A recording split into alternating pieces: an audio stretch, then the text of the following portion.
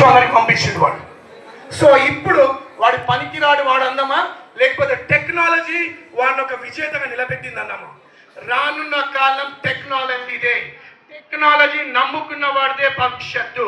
మీకు రానున్న కాలంలో గవర్నమెంట్ జాబ్స్ ఉండవు. గంటా పదంగా చెప్తున్నా. ఇక్కడ ఎవరన్నా గవర్నమెంట్ జాబ్ల మీద ఆశ పెట్టుకుంటే మీ అంత మూర్ఖులు ఇంకొకరు లేరు. నా పిల్లవాడు యూకేజీలు ఉన్నాడు.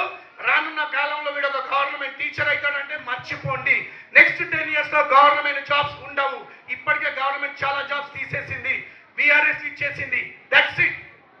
టెక్నాలజీ ఓవర్ చేస్తుంది. ప్లస్ నేను టీచర్స్కి అందరికీ ఒక వార్నింగ్ ఇస్తున్నా. ఇది మీ టీచర్స్కే కాదు, ఇక్కడున్న స్కూల్ కాదు, అన్ని స్కూల్ టీచర్స్కి నేను ఒక వార్నింగ్ ఇస్తున్నా. బెంగళూరులో ఇండస్ అని ఒక స్కూల్ ఉంది. 22 లక్షలు పెట్టి ఒక్కొక్క రోబోట్ కొన్నాడు వాడు. దాదాపు 8 క్లాసులలో రోబోట్స్ పెట్టిండు. అక్కడ టీచర్స్ ఉండరండి, రోబోట్ మాత్రమే టీచింగ్ చేస్తాయి అక్కడ. ఆ రోబోట్స్ నియంత్రించడానికి మాత్రమే టీచర్స్. టీచింగ్ అంతా రోబోట్స్దే, ఎగ్జామినేషన్ రోబోట్స్దే. ఇండస్ స్కూల్ బెంగళూరు అని కొట్టి చూడండి, మీకు గూగుల్లో కనిపిస్తుంది. మళ్ళీ చెప్తున్నా, ఎందుకు వాళ్ళు రోబోట్స్ ఎంచుకున్నారు, ఎందుకు టీచర్స్ ని పక్కన పెట్టారు? ఎందుకంటే మేము ఎంత చెప్పినా టీచర్స్ లో ఆ నైపుణ్యాలు ఉండడం లేదు. ఒక్కసారి టీచర్ జాయిన్ అయిందంటే స్కూల్లో ఇక రాలి దస్తీ వేసేసినా ఇక నాది ఇది గవర్నమెంట్ జాబ్. ఇంతే. ఇక ఈ జాబ్లోకి వెళ్ళి నన్ను ఎవరు జరిపెట్టాడు లేడు. ఎవ్రీ ఇయర్ నా శాలరీ పెరుగుతుంటూ ఉంటుంది. మీరు మారడం లేదు, మీరు టెక్నాలజీ నేర్చుకోవడం లేదు, ఫ్యూచరిస్టిక్ ఎడ్యుకేషన్ పిల్లలకి ఇవ్వడం లేదు. I request the teachers of SGV to learn technology, to implement technology in your school. If you don't adapt to the technology, then get ready to be outdated. మీరు update అన్నా కానీ outdate అన్న అయిపోండి. మీరు update కాకపోతే expiry tablet తీసినట్టు మిమ్మల్ని తీసి పడేస్తాము. That's what I am doing in my school. నా స్కూల్లో ఒక టీచర్ రావాలి అంటే ఎంట్రన్స్ టెస్ట్ రాయాలి, ఫిజికల్ టెస్ట్ మొత్తం కావాలి, రిటర్న్ టెస్ట్ అయిపోయిన తర్వాత దెన్ టెక్నాలజీ ఎంత పట్టుంది నేను అడుగుతాను. టెక్నాలజీ మీద లేకపోతే కష్టం. Ignorance is not excuse. నాకు తెలియదంటే చట్టం ఒప్పుకోదు, టెక్నాలజీ తెలియదు అంటే 22వ శతాబ్దం ఒప్పుకోదు. ఇది 21వ శతాబ్దం.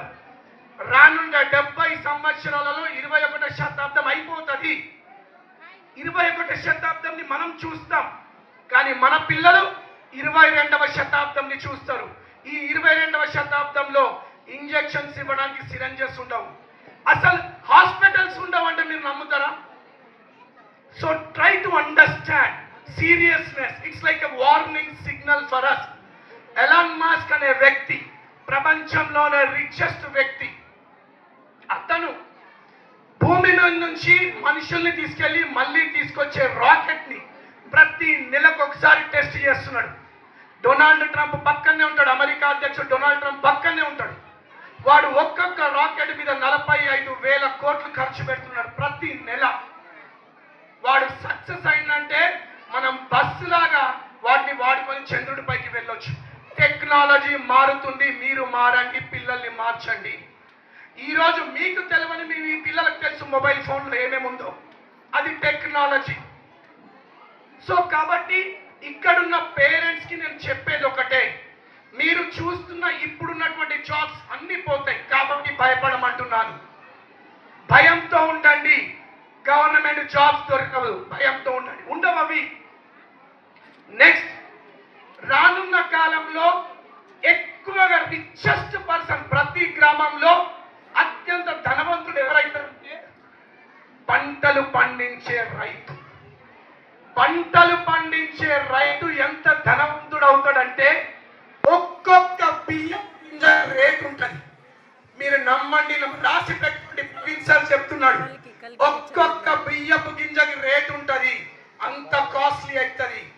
జనాలు పెరుగుతున్నారు, భూమి దొరకడం లేదు, టెక్నాలజీ పెరుగుతుంది. పిల్లలు పల్లెటూరు నుంచి సిటీస్కి వెళ్ళిపోతున్నారు, పల్లెటూరులో పండించే వాళ్ళు ఉండడం లేదు. ఇప్పుడున్న జనరేషన్ వెళ్ళిపోతుంది. కొత్త జనరేషన్ కి వ్యవసాయం తెలీదు. రోబోట్స్ వచ్చి వ్యవసాయం చేస్తాయి, ఆటోమేటిక్ ట్రాక్టర్స్, టిల్లర్స్ అన్ని ఉంటాయి, కానీ రైతు దొరకడు. కాబట్టి రైతుకున్న విలువ ఎవరికి? కాబట్టి చాలా మంది సాఫ్ట్వేర్ ఇంజనీర్స్ ఈ రోజు తమ జాబ్స్ వదిలిపెట్టి పొలాలు చేస్తున్నారు. మీరు చూడండి, యూట్యూబ్ లో కూడా చాలా మంది కనిపిస్తారు. దానికి రీజన్ అది మట్టి విలువ. అది నేను పేరెంట్స్ కి చెప్తుంది ఒకటే, ఇక్కడ నా లెఫ్ట్ హ్యాండ్ సైడ్ కరస్పాండెంట్స్ ఉన్నారు. ప్రతి కరస్పాండెంట్ మనస వాచ కర్మణ ప్రతి పిల్లవాడికి ఒక అద్భుతమైన ఎడ్యుకేషన్ ఇవ్వాలన్న తాపత్రయంతో ఉన్నారు. Let it be Asmat, let it be Kapil, let it be Rajamouli, let it be Pratibha civils correspondent కావచ్చు, లేదా మా నాగన్న సార్ కావచ్చు. కానీ మనకి తెలియని ఒక మోహంలో ఆ పలానా స్కూల్కి వెళ్తేనే, ఆ పలానా కాలేజ్కి వెళ్తేనే నా పిల్లవాడు పెద్దగా డెవలప్ అవుతాడు అని హైదరాబాద్ లో ఉన్న కార్పొరేట్ కావచ్చు, ఈ నారాయణ, శ్రీ చైతన్య, గౌతమి, కేకేఆర్ ఇట్లాంటి వాటిలలో జాయిన్ చేస్తున్నాం. నేను అటువంటి కాలేజెస్ లో ఉన్నటువంటి వాళ్ళు నా దగ్గరకు వచ్చినప్పుడు నేను వాళ్ళకు ఒకే ఒక్క ప్రశ్న వేశాను. నా స్కూల్లో only 300, I just take 5 minutes లో కంప్లీట్ చేస్తాను. నా స్కూల్లో 300 మంది మాత్రమే ఉన్నారు. నేను ఆ కాలేజ్ వాళ్ళు నా దగ్గరికి వచ్చినప్పుడు నేను చెప్పింది ఒకటే, నేను ఎలాగైతే నా పిల్లవాడిని ఇస్తున్నానో దానికన్నా ఒక పేజీ ఎక్కువ వాడిని తయారు చేసి పంపిస్తాను, బాండ్ పేపర్ రాసి ఇవ్వగలుగుతావా అన్న. వాడి దగ్గర జవాబు లేదు. మరి నేను ఎందుకు మీ దగ్గరికి నేను ఎందుకు పంపించాను? ఇందాక